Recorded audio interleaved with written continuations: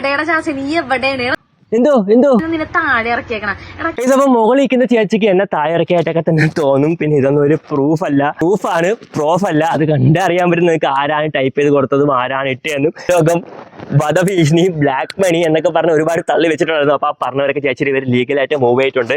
ഇന്നലെ രാത്രി തന്നെ അവർ വിളിച്ചാണ് ചേച്ചി, അതുകൊണ്ടായിരിക്കും സൈലന്റ് ആയിട്ടുള്ള വീഡിയോ ഒക്കെ ഇട്ടത്. മാസം 2.5 ലക്ഷം വെച്ച് ഉണ്ടാക്കുന്നില്ല, ഇനി കുറച്ച് നഷ്ടപരിഹാരം കൊടുക്കേണ്ടി വരും.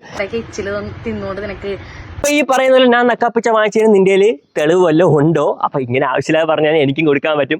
പിന്നെ എനിക്ക് നിന്റെ നഷ്ടപരിഹാരം കാര്യങ്ങളൊന്നും വേണ്ടാത്തതുകൊണ്ടാണ് ഞാൻ പിന്നെ അതിന്റെ ബാക്കിൽ നിൽക്കാത്തത്. പിന്നെ ആരും പറ്റിക്കത്തില്ല, വണ്ടി കൊടുത്ത് ഒരു കസ്റ്റമറെ ഞാൻ പറ്റിക്കത്തില്ല. വണ്ടി കൊടുത്ത് പറ്റിക്കില്ലെന്ന് പറഞ്ഞായിരുന്നു. ആ ഡ്യൂക്ക് കൊടുത്ത പയ്യനും തെളിവ് സ്വന്തം കംപ്ലൈന്റ് കൊടുക്കുന്നുണ്ട്. ചേച്ചിയുടെ ബിസിനസ്സൊക്കെ സത്യം പറഞ്ഞാൽ തകർന്നിട്ടുണ്ട്, ഇനിയിപ്പോൾ ഒന്നുമില്ല. പിന്നെ ഇപ്പോഴും വണ്ടിയുടെ വീഡിയോസ് ഒക്കെ ഇടുന്നത് ഞാൻ റോഡ് സൈഡിൽ കൂടെ പോകുമ്പോൾ ഒരുപാട് വണ്ടികൾ കാണാറുണ്ട്, വീഡിയോ എടുക്കുന്നില്ലെന്ന് മാത്രം. ഈ സമയം കുറച്ച് ബിസ്ക്കറ്റിന്റെ പരിപാടിയൊക്കെ കുറച്ച് ബിസി ആയിപ്പോയി. ബ്ലാക്ക് മണി ഇടപാടൊക്കെ ഉണ്ടാകും.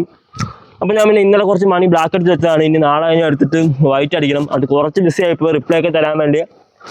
പിന്നെ എനിക്കും പറയാനുള്ള കാര്യം എന്ന് വെച്ച് കഴിഞ്ഞാൽ, അപ്പോൾ ആ കൊടി കുത്തിയ വക്കീലിനെ അന്ന് പറഞ്ഞ ഒന്ന് വിളിക്കുന്നത് എന്തുകൊണ്ട് നന്നായിരിക്കും. ഞാൻ അന്നേ പറഞ്ഞാണ് എന്നെ ആശയിലെ ചൊറിയാൻ നിൽക്കരുതെന്ന്.